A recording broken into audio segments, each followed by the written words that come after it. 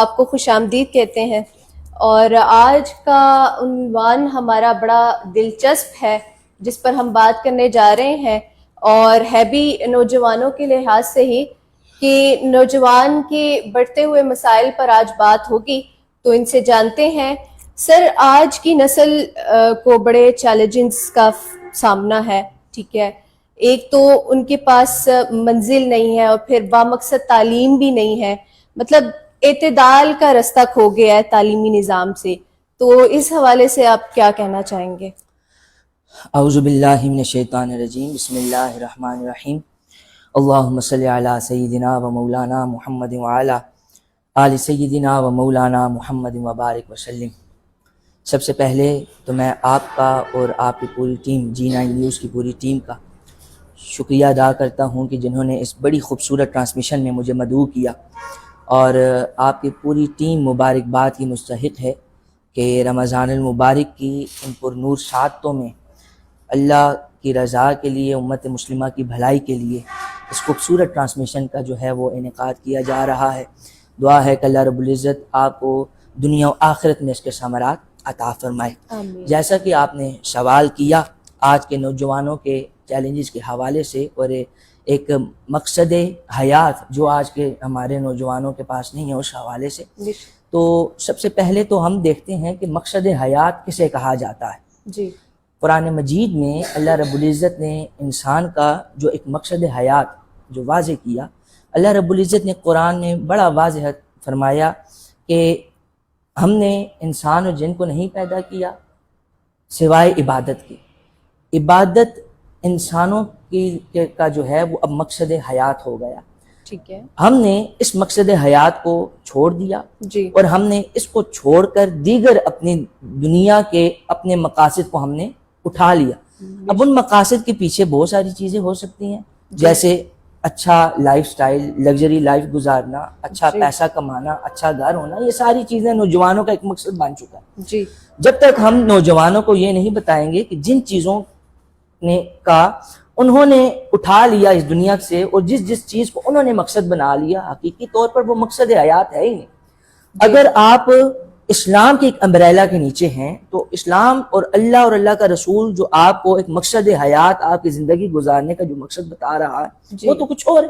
جی، وہ عبادت ہو گیا۔ جی، اب نوجوان اگر ہم سے سوال کریں کہ چلیں عبادت، نماز، روزہ، حج، زکوٰۃ، یہ ساری عبادات جو ہیں یہ تو چلیں مقصد ہو گیا، اب زندگی گزارنے کے لیے یہ جو چیزیں ہیں، اچھا پیسہ کمانا، اچھی جاب، اچھا بزنس، یہ ساری چیزیں اس کو ہم کس زمرے میں لے کر آئیں گے؟ تو وہاں پر میں کہوں گا کہ یہ زندگی گزارنے کے ذرائع ہو سکتے ہیں، مقصد حیات نہیں ہو سکتی۔ جی، ذرائع زندگی کو اچھا کرنا یہ حضور نبی اکرم صلی اللہ علیہ وسلم کی زندگی سے بھی ہمیں ملتا ہے۔ حضور نبی اکرم صلی اللہ علیہ وسلم خود جب اس دنیا میں آئے، آپ نے بھی اپنی زندگی کو اچھا گزارنے کے لیے جو ہے نا ان ذرائع کا استعمال کیا۔ آپ نے تجارت کی۔ جی، آج سیدہ خدیجۃ الکبریٰ کا یوم وصال ہے۔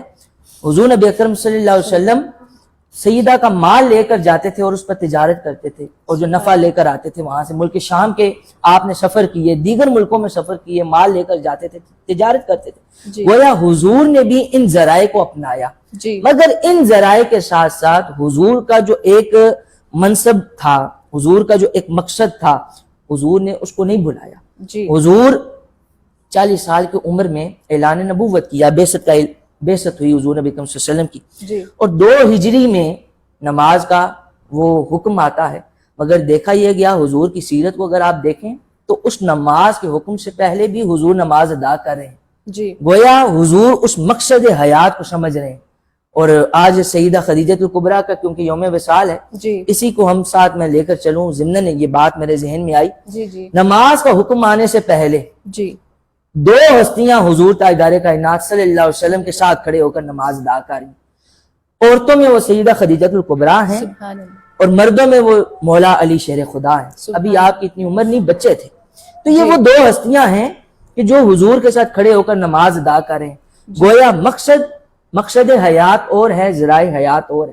ٹھیک ہے، نوجوان کو سمجھنا چاہیے کہ مقصد حیات اللہ اور اس کے رسول کے احکامات کے تابع رہتے ہوئے زندگی گزارنا، یہ ہمارا مقصد ہے۔ جی، کیوں؟ حیات اللہ کی طرف سے انعام ہے، اللہ نے ہمیں یہ دیا، اللہ کی طرف سے یہ تحفہ ہے، بے شک، تو یہ اللہ کی طرف سے دیا ہوا انعام اللہ ہی کی مرضی کے مطابق گزارنا چاہیے۔ تو جو مقاصد اللہ نے ہمیں دے دیے اس کے مطابق چلیں گے تو وہ ہمارا مقصد حیات ہوگا۔ جی وہ جو چیلنج ہمیں لگتا ہے وہ چیلنج بھی پھر نہیں ہوں گے۔ جی جب ہم اللہ کے بتائے ہوئے راستے، تاجدار کائنات کے بتائے ہوئے راستے کو چھوڑیں گے اور اپنے ایک مادیت جس کو انگلش میں میٹریلزم کہا جاتا ہے اس کو اپنا کر اپنی زندگی گزارنا شروع کریں گے تو وہ ایک برکت ہماری زندگیوں سے اٹھ جائے گی۔ بے شک ایک بڑی کیٹیگوریکل بات حدیث مبارکہ ہے، جی جی حدیث قدسی ہے، اللہ رب العزت نے فرمایا کہ جو اللہ کے رحم و کرم کو چھوڑتا ہے، جو میرے دروازے کو چھوڑتا ہے، مفہوم میں بتا، جی جی اللہ اس کو اس دنیا کے سپرد کر دیتا ہے، بے شک، یعنی اللہ خود اس کے اوپر سے اپنا دست شفقت، دست رحمت، دست برکت وہ اٹھا لیتا ہے۔ ایسے تو آج کا نوجوان زیادہ تر اس دنیا کے رحم و کرم پر ہو گیا، تو جب وہ دنیا کے رحم و کرم پر ہو گیا اللہ نے اس کے اوپر سے اپنا دست رحمت، دست شفقت اور ایک اس کی زندگی سے وہ برکت کا ایک مادہ وہ اٹھا لیا، ایسے تو یہ سارے چیلنجز اس کو فیس کرنا پڑ رہے ہیں۔ حل یہ ہے، سدباب یہ ہے ان چیلنجز کا کہ دوبارہ اللہ کے طرف رجوع کیا جائے، جی تاجدار کائنات کی طرف رجوع کیا جائے، اور یہ وہ واحد مہینہ ہے جو ہمارے لیے ایک بہترین ذریعہ ہے بے شک، جس میں ہم ایسے اللہ کی طرف رجوع کر سکتے ہیں اور تاجدار کائنات کی طرف رجوع کر سکتے ہیں۔ بالکل بجا فرمایا آپ نے۔ یہاں پر ایک بڑا اہم سوال ہے کہ تعلیم اخلاقیات کو سنوارنے میں کیا اپنا کردار ادا کر رہی ہے اور ناکام کیوں ہے، یہ میں آپ سے ضرور پوچھنا چاہوں گی، کیونکہ دونوں طرز پر دیکھا جائے، دینی مدارس کی تعلیم ہے اور جدید تعلیم ہے، تو دونوں میں اخلاقی زوال نظر آتا ہے، تو اس کا حل کیسے ممکن ہے؟ دیکھیے یہ تصور ہی غلط ہے۔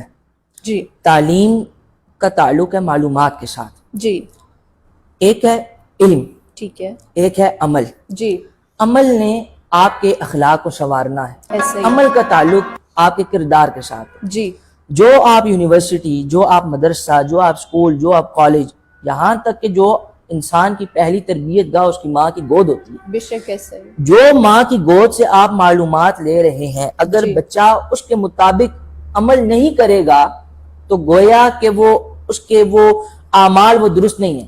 جی ایک چھوٹی سی مثال لے لیں، جی جی اگر ماں بچے کو کہے کہ بیٹے کھڑے ہو کر پانی نہیں پینا، جی گویا کہ یہ معلومات اپنی اس ماں نے اس کو دے دی بچے کو، جی اب بچہ وہ پھر بھی کھڑے ہو کر پانی پی رہا ہے، گویا اس نے وہ عمل نہیں کیا۔ اب کیا ہوگا؟ یا تو ماں اس کو ڈانٹے گی، بالکل، یا ماں اس کو برا بلا کہے گی، جو بھی کہے گی، زبردستی اس سے وہ اچھا کام کروانے کی کوشش کرے گی۔ جی بیسیکلی جو تصور ہے، جو کنسپٹ ہے، وہ یہ کہ علم کا تعلق معلومات کے ساتھ ہے۔ علم نے آپ کو معلومات فراہم کرنی ہے، آگے اس معلومات کو آپ نے کس انداز سے اپنی زندگی میں امپلیمنٹ کرنا ہے یہ آپ پر ہے۔ جی اس کے پیچھے کوئی مدرسہ نہیں ہے، اس ٹھیک کے ہے، پیچھے کوئی یونیورسٹی کا آپ کہیں کہ یونیورسٹی کی غلطی ہے، نہیں۔ ہاں ہمارے جو مینٹورز ہیں، جو یونیورسٹیز ہیں، جو مدارس ہیں، جی وہ خامی صرف یہ ہے کہ وہ عمل کو اچھا کرنے کی ترغیب نہیں دے رہے۔ ہمارے ہاں صرف نصاب کو جو ہے وہ پورا کرنے کی طرف جو ہے وہ ایک توجہ دی جاتی ہے۔ جی ہمارے جو تعلیمی نظام ہے اس کا جو نصاب ہوگا کہ ایک سال میں بچے نے اتنا نصاب پڑھنا ہے، جی وہ نصاب ہی اس قدر اتنا زیادہ ہوتا ہے، اتنا وسیع ہوتا ہے کہ وہی مکمل کراتے کراتے سارا سال گزر جاتا ہے، وہ نصاب مکمل نہیں ہوتا۔ تو کوشچن مارک یہاں پر آتا ہے کہ جب نصاب مکمل نہیں ہوتا تو وہ جو طلبہ، وہ جو ہمارے اساتذہ جو پہلے وقتوں میں ہماری تربیت کرتے تھے، جی جی نوجوانوں کی تربیت کرتے تھے، مدارس میں تربیتیں ہوتی تھی، جی اسکول کالجز میں تربیتیں ہوتی تھی، وہ اس لیے کہ ان کو ایک الگ ٹائم ملتا تھا بچوں کی تربیت کرنے کا۔ جی آج کے دور میں تو کسی کے پاس ٹائم ہی نہیں ہے، ایسا ہی ہے، سچی جو بات ہے۔ جی تو وہ ایک نصاب کے جو ہے نا ہمیں گرد گھمایا جا رہا ہے کہ نصاب ختم کرانا ہے، نصاب ختم کرانا ہے۔ جی تو جب ایک نصاب کے گرد گھمایا جائے گا، وہ اخلاقی اقدار پر توجہ نہیں دی جائے گی، جی لا محالہ بچے کے پاس معلومات آئیں گی لیکن عمل بچے سے نہیں ہوگا۔ ہمیں یہاں پر یہ بتانا چاہیے، اس کی مثال ایک آپ ایسے لیں، علم ایک قد آور درخت ہے، جی اور جو عمل ہے وہ اس درخت پر لگا ہوا پھل ہے۔ حل ہے، وہ پھلدار درخت، اس کی ویلیو ہوتی ہے، بالکل خالی درخت کی کوئی ویلیو نہیں ہوتی۔ ایسے لوگ آتے ہیں کاٹ دیتے ہیں، اس کو جو ہے اس کو ایک اہمیت کی نگاہ سے نہیں دیکھا جاتا۔ ایسا ہی ہے، جس درخت پر پھل لگا ہوگا اس کو بڑی ایک اہمیت سے دیکھا جائے گا، اس کا وہ پھل اتار اتار کے اسے کھایا بھی جائے گا۔ یہی جو مثال یہاں پر بھی آپ اس کا جو مصداق بنتی ہے اطلاق کریں اس کا، جی وہ ایسے کہ علم ایک درخت ہے، وہ درخت اس نے آپ کو جو ہے ایک قداور بنائے گا، اچھی معلومات آپ کو فراہم کرے گا. جی اب اس پر پھل کب لگے گا؟ پھل تب لگے گا کہ جب اس معلومات کے مطابق آپ اپنی زندگی کو گزارنا شروع کریں گے. جب اس معلومات کے مطابق آپ اپنی زندگی کو گزاریں گے تو آپ کی اخلاقی اقدار جو ہیں، جی جو آپ کا عمل ہے، جو آپ کا کردار ہے، عمل کا تعلق دل کے ساتھ، بے شک. تو جو آپ کا دل ہے، جو آپ کا کردار ہے، وہ علم کے ساتھ ایک متوازی صورت اختیار کرے گا. تو دونوں میں ایک توازن آ جائے گا. یوں نوجوان علم کے ساتھ ساتھ عمل بھی کرے گا. یہاں سے آپ یہ دیکھیے کہ بغیر عمل کے علم ہلاکت کا باعث بنتا ہے. کتنی ایسی حدیثیں ہمیں ملتی ہیں جس میں حضور نبی اکرم صلی اللہ علیہ وسلم نے فرمایا کہ جی قیامت والے دن علماء کی زبانیں لٹکی ہوئی ہوں گی. ایسا ہی. وہ اس کی وجہ کیا؟ وہ وجہ یہ کہ وہ دوسروں کو تو نیکی کی ترغیب علم دے رہے ہیں لیکن خود اس پر عمل نہیں ہے. بالکل. تو سمجھنا یہ چاہیے کہ علم جی وہی فائدہ مند ہے، وہی ہلاکت سے بچانے والا ہے جو انسان کی اپنی ذات کو بھی جو ہے عمل پر مجبور کرے اور دوسرے انسانوں کو بھی عمل پر مجبور کرے. سر یہاں پر ایک سوال اور پیدا ہوتا ہے کہ عمل کیسے کیا جائے. اب دیکھیں بہت سے آپ نے بھی کہا کہ علم کی بات کی کہ علم بھی آ گیا، ٹھیک ہے، عمل ہمیں اس کو بیلنس کرنا ہے تاکہ ہماری زندگی بہتری کی طرف جائے. جی تو عمل کس طرح سے کیا جا سکتا ہے اور عمل کیوں ضروری ہو گیا آج کی سوسائٹی کے لحاظ سے، اور اسپیشلی چونکہ ہم یوتھ کی بات کر رہے ہیں، نوجوان کی بات کر رہے ہیں، تو نوجوان کی زندگی میں عمل کا کیا کردار ہے؟ بڑا اچھا سوال ہے آپ کا. دیکھیے اس کا ایک سادہ سا ایک فارمولہ لے لیجئے. جی جو علم آپ حاصل کریں جی اسی کے مطابق اپنی زندگی گزارنا شروع کر دیں. ٹھیک ہے. یہ آپ کی زندگی بڑی آسان ہو جائے گی. بالخصوص جوانوں سے میں مخاطب. جی علم ہے، آذان ہو رہی ہے تو ہم نے نماز پڑھنی ہے، یہ علم ہے. جی اب جب اس علم کے مطابق اپنی زندگی کو گزارا جائے گا کہ جی اذان کی آواز کانوں تک آئی، اب ہم نے سارے کام چھوڑ کر نماز کے لیے چلے جانا ہے، یہ عمل ہے. جی حضور تاجدار کائنات کی زندگی سے آپ کو عمل ملے گی. لقد کان لکم فی رسول اللہ اسوۃ حسنہ. انسان اپنی زندگی کے ہر گوشے میں ذات مصطفیٰ سے رہنمائی لے، عمل بھی کرتا رہے گا اور زندگی بھی اچھی گزرنا شروع ہو جائے گی. سر یہاں پر ایک اور بھی بڑا گیپ ہے نا کہ ہم آقا کریم علیہ الصلوۃ والسلام کی ذات مبارکہ سے رہنمائی حاصل ہی نہیں کر رہے ہیں. اور آج کی یوتھ کی بات کی جائے تو ان کا شاید دھیان ہی نہیں ہے، وہ اپنے تعلیم میں اور اپنی دنیاوی معاملات کو اس قدر بڑھا چکے ہیں کہ ان کے پاس وقت ہی نہیں ہے کہ وہ آقا کریم علیہ الصلوۃ والسلام کی ذات مبارکہ کو اسٹڈی کریں یا اس کو اپنی لائف کا پارٹ بنانے کی کوشش کریں. ایون کہ حدیث مبارکہ کو پڑھیں یا کہہ لیں کہ جیسے سنت مبارکہ ہے اس کو فالو کر سکیں. دیکھیے اس کے پیچھے نا دو اسباب ہیں.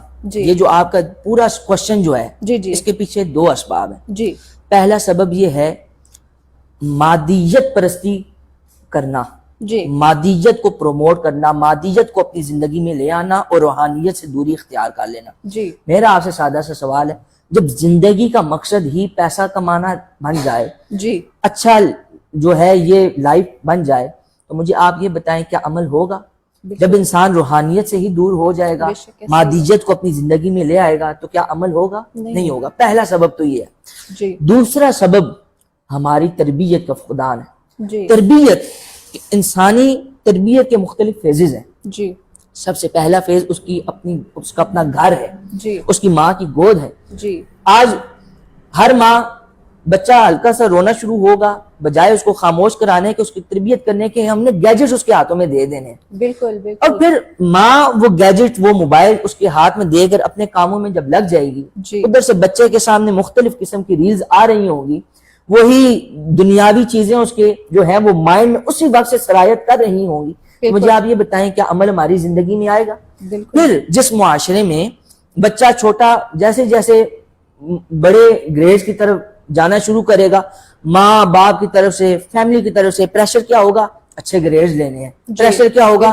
میٹرک اچھی نہیں ہوگی تو آپ کو اچھی جاب نہیں ملے گی. پریشر کیا آئے گا؟ اچھی جاب نہیں ہوگی تو آپ اچھی زندگی نہیں گزار سکو گے, آپ سروائیو نہیں کر سکو گے. بالکل. تو جب ایک گھر کے اس فیز میں, جی تربیت کے اس فیز میں ایک بچے کے سامنے یہ سارا پریشر اس کے مائنڈ پر لے کر آیا جائے گا, جی جس عمر میں اس نے سیکھنا تھا اللہ اور اس کے رسول, جس عمر میں اس نے سیکھنا تھا نماز اور روزہ, جس عمر میں اس نے سیکھنا تھا اللہ اور اس کے رسول کی محبت کو, اس عمر میں وہ موبائل استعمال کر رہا ہے, اس عمر میں وہ والدین کی بے توجہی کو دیکھ رہا ہے, جی اس عمر میں وہ والدین کی طرف سے پڑھائی کے پریشر کو فیس کر رہا ہے.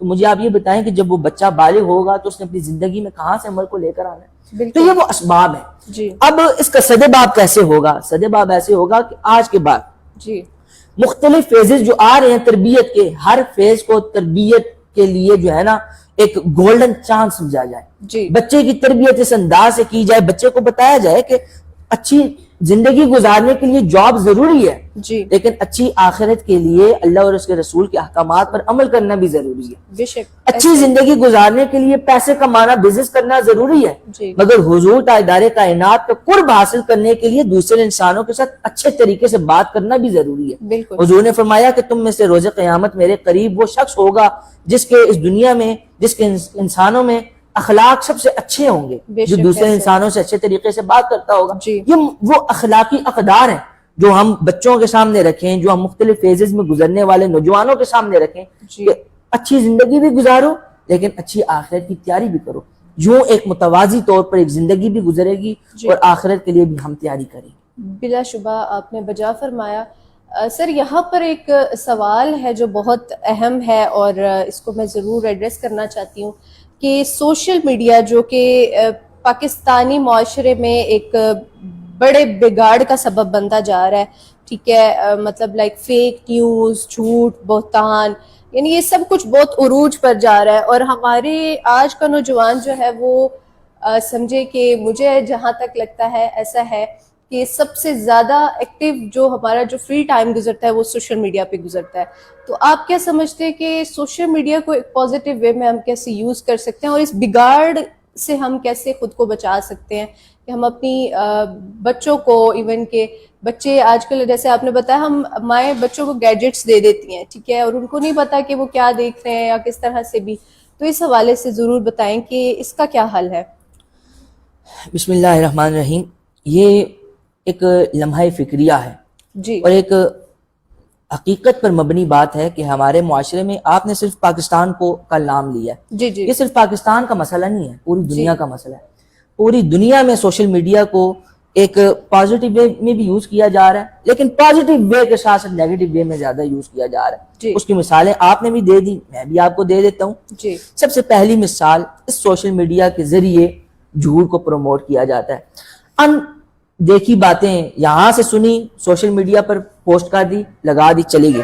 اب قرآن مجید کو دیکھیں, کتنی پیاری بات قرآن مجید نے کہی. قرآن مجید کہتا ہے کسی کی خبر کو قبول کرنے اور کسی کی بات کو سچا اور جھوٹا کہنے پر قرآن مجید کیا اصول دے رہا ہے؟ قرآن مجید اصول یہ دے رہا ہے, ان جاءکم فاسق بنبأ فتبینوا, اے ایمان والو جب تمہارے پاس, یا ایھا الذین آمنوا ان جاءکم فاسق بنبأ فتبینوا, جب تمہارے پاس کوئی فاسق کوئی خبر لے کر آئے تو سب سے پہلے اس کو کیا کرو, اس کی خوب تحقیق کرو کہ وہ خبر سچی بھی ہے جھوٹی بھی ہے. جی مگر معاشرے میں یہ دیکھا گیا سنی سنائی بات کو فوراً ہم سوشل میڈیا پر اپلوڈ کرتے ہیں. جی 2-3 دن بعد ہمیں پتہ چلتا ہے, جی 2-3 دن بعد ہمیں پتہ چلتا ہے کہ وہ تو خبر ہی جھوٹی تھی, وہ خبر ہی فیک تھی. ایک چیز. دوسری چیز, ہمیں معلوم ہوتا ہے کہ جھوٹی خبر ہے, لیکن ہم اس کو ایک اپنے نفس کو خوش کرنے کے لیے پرینک کا نام دیتے ہیں. سوشل میڈیا پر ہم پرینکس کرتے ہیں. بالکل یہ ساری چیزیں بھی سوشل میڈیا کا حصہ ہے. یہ ان ساری چیزوں کا ایک ہی حل ہے. جی وہ حل یہ ہے کہ اب دیکھیں نا, پرینک جھوٹ ہے, ایسے ہی ہے. جو جھوٹی خبر ہے وہ بھی جھوٹ ہے, ایک دوسرے کے ساتھ جو بری باتیں کرنا یہ بھی جھوٹ ہے, اپنی جھوٹی جو ہے نا نمود و نمائش کرنا یہ بھی دھوکہ دہی ہے, جی دوسرے انسانوں کو برا بھلا کہنا یہ بھی غلط ہے, یہ بھی اخلاقی جو ہے نا پستی ہے ہم انسانوں کی, بالخصوص ہم مسلمانوں کی. قرآن مجید یہ الگ الگ گناہ ہیں, جی یہ جتنی باتیں بھی میں نے کی ہیں یہ الگ الگ گناہ ہیں. جھوٹ گناہ ہے, تکبر گناہ ہے, پرینک گناہ ہے, اپنے آپ کو بڑھا چڑھا کر جو ہے نا دکھانا، شو کرنا اور خود کو اپنی جو ہے نا مال و دولت کو شو کرنا ایسے اور اگلے کے اوپر ایک حاوی ہونے کی کوشش کرنا، یہ سوشل میڈیا کا حصہ ہے۔ جی جی یہ ساری چیزیں الگ الگ گناہ ہیں۔ جی اب جھوٹ کے متعلق دیکھیے، لعنت اللہ علی الکاذبین۔ جی اب ایک ایسا معاشرہ جہاں پہ ایک مصلحت آمیز جھوٹ کو ایک عقل مندی تصور کیا جائے جی اور ایک سچ بولنے والے کو بے وقوف اور سادہ کہا جائے، مجھے یہ بتائیں کہ وہاں اس معاشرے میں سچ کو ہم کیسے پروموٹ کر سکتے ہیں؟ بالکل ایسے تو ہمیں ان گناہوں کی جو ہے نا سزائیں، ہم نے ان کو بڑا ایک لائٹ لے لیا، ہم نے ان گناہوں کو بڑا لائٹ لے لیا۔ جی ہم بتائیں لعنت اللہ علی الکاذبین۔ حضور نبی اکرم صلی اللہ علیہ وسلم نے فرمایا، سوال ہوا یا رسول اللہ کیا مومن بزدل ہو سکتا ہے؟ فرمایا ہاں مومن بزدل ہو سکتا ہے۔ پوچھا یا رسول اللہ کیا مومن بخیل ہو سکتا ہے؟ فرمایا ہاں مومن بخیل بھی ہو سکتا ہے۔ پوچھا یا رسول اللہ کیا مومن جھوٹا ہو سکتا ہے؟ فرمایا نہیں، مومن جھوٹا نہیں ہو سکتا۔ اب یہ دیکھیے نا، بخل ہے، بزدلی ہے، جی یہ ایمان کی کمزوری ہو سکتی ہے، جی مگر دوسری طرف جو جھوٹ ہے وہ بالکل ایمان کے متضاد چیز ہے۔ جی یا تو ایمان ہوگا یا جھوٹ ہوگا۔ جی ہم امت کو بتائیں، نوجوانوں کو بتائیں کہ آپ لوگ ایک طرف سے ایمان، اللہ رسول پر ایمان کی بات کرتے ہیں، دوسری طرف سے جھوٹ کو اپنی زندگی میں جگہ دے رہے ہیں، جی تو حضور نے تو فرمایا ایک ہی چیز ہوگی۔ تو آپ کو یہ دیکھنا چاہیے اگر جھوٹ غالب ہے تو گویا آپ کا دامن ایمان سے خالی ہے۔ یہ اس حدیث کے کانٹیکسٹ میں آپ کو بیان کر رہا ہوں۔ جی جی پھر تکبر کو دیکھیے، جی اگر کوئی بندہ، تکبر یہ ہے کہ دوسرے انسانوں کو اپنے آپ سے کمتر سمجھنا، جی یہ تکبر ہے۔ جی تکبر کے بارے میں یہ ہے، حضور نے فرمایا کہ تکبر یہ چادر ہے اللہ کی، الکبر ردائی، اللہ نے فرمایا کہ کبر میری چادر۔ جی تو گویا جو تکبر کرے گا، دوسرے انسانوں کو اپنے سے کمتر سمجھے گا، دوسروں کے سامنے اپنے آپ کو بڑا چڑھا کر پیش کرے گا، گویا یہ اللہ کے چادر پر ہاتھ ڈالنے والی بات ہے، گویا اللہ سے اللہ کی چادر کو چھیننے والی بات۔ تو جب یہ اعمال ہو رہے ہوں گے تو لا محالہ ہماری زندگی سے برکتیں جا رہی ہوں۔ پھر دیکھیے، جس کو ہم پرینکس کہتے ہیں، جی جس کو ہم کہہ لو کہ ایک ہنسی مذاق سمجھتے ہیں، جی یہ ہنسی مذاق میں بھی جھوٹ بولنے سے منع کیا گیا۔ جھوٹ لعنت اللہ علی الکاذبین، یہ اللہ رب العزت کی، میں حیران ہوتا ہوں کہ اللہ رب العزت کتنا بڑا گناہ ہے جھوٹ پر، لعنت اللہ علی الکاذبین، کہ جھوٹ بولنے والے پر کیا ہے؟ اللہ کی لعنت۔ مگر میں حیران ہی ہوتا ہوں کہ اس لعنت کو ہم نے بڑا لائٹ لیا ہوا ہے۔ اللہ رب العزت سے دعا ہے کہ اللہ رب العزت ہمیں ان تمام یہ جو بگاڑ ہیں ہمارے سوشل میڈیا کے کہہ لیں یا ہماری اپنی اس لائف کے کہہ لیں، جی اللہ رب العزت ہمیں ان سے بچائے۔ آمین۔ بہت شکریہ، آپ کی نہایت خوبصورت گفتگو فرما رہے تھے۔ تو